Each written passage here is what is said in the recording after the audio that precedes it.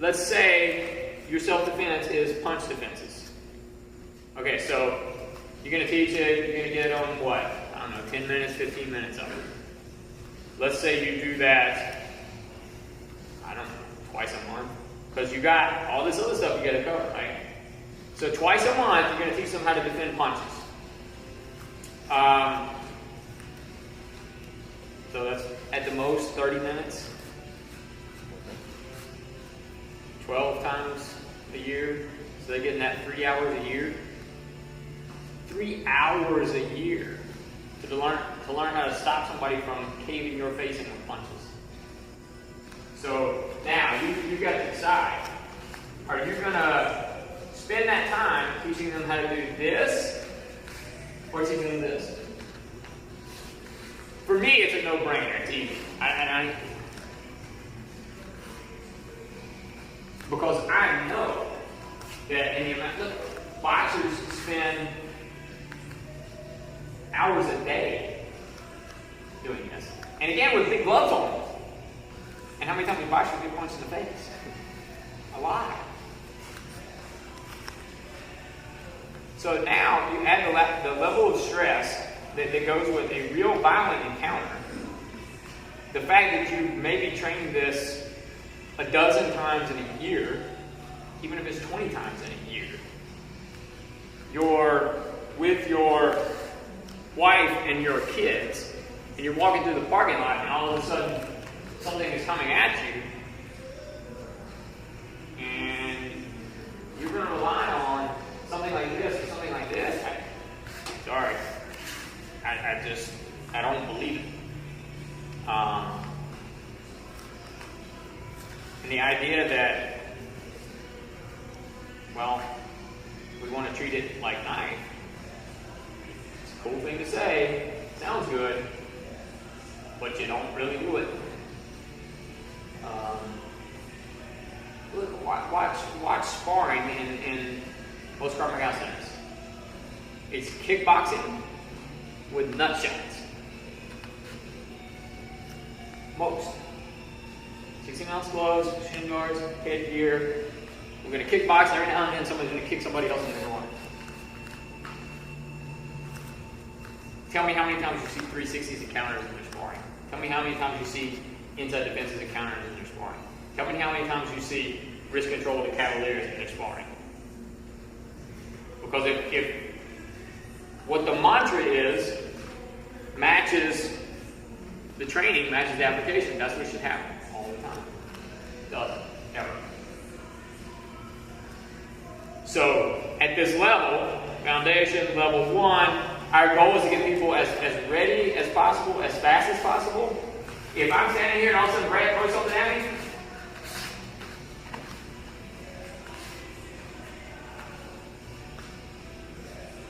the odds of me being wrong here are very small. The odds of me being wrong out here somewhere are huge. I can tell you, in sparring, the times that I see people get clobbered are when they start reaching for punches. And they start extending away. It's a punch. You don't have to go get it. It's coming to you. When you start doing this, you create all these holes. This, all this kind of stuff.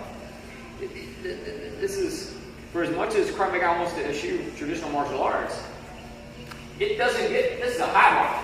It doesn't get much more traditional. You might as well drop into like a horse dance. That's what that is.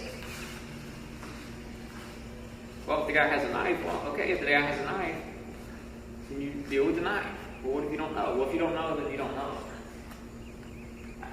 It's like, what's the difference to a 2x4 to the back of the head? You don't see it coming. Lay down. Your head's really fucking hard, or the floor was hot, and I don't know. So at this level, we want to get people as ready as we can, as fast as we can, for the most likely problems. So when we're doing the arm drags, when we're doing the pummeling, we're doing all these things that we're incorporating into our warm-ups, by the time that they get to where we're actually plugging in weapons, where we're actually adding in weapons, they have this sensitivity. They have these moves and movements that they don't even really know what they're for yet, but now all of a sudden it's, oh, okay, I got it. This makes sense.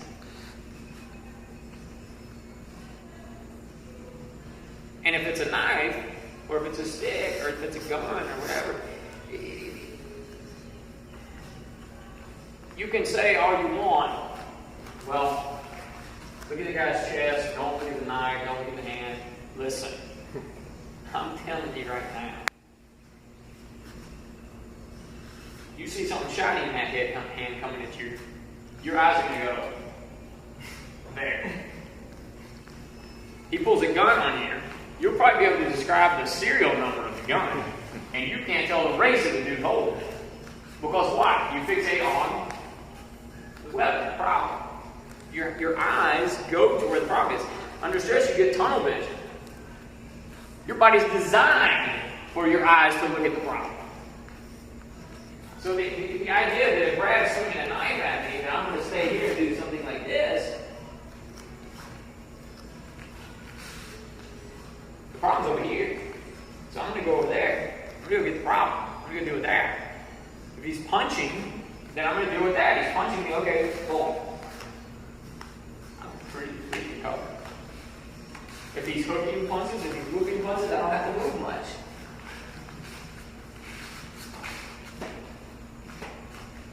Still not reaching.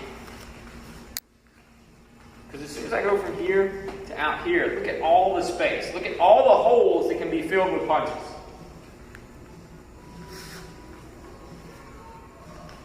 So, foundation, level 1, for sure, it's high covers.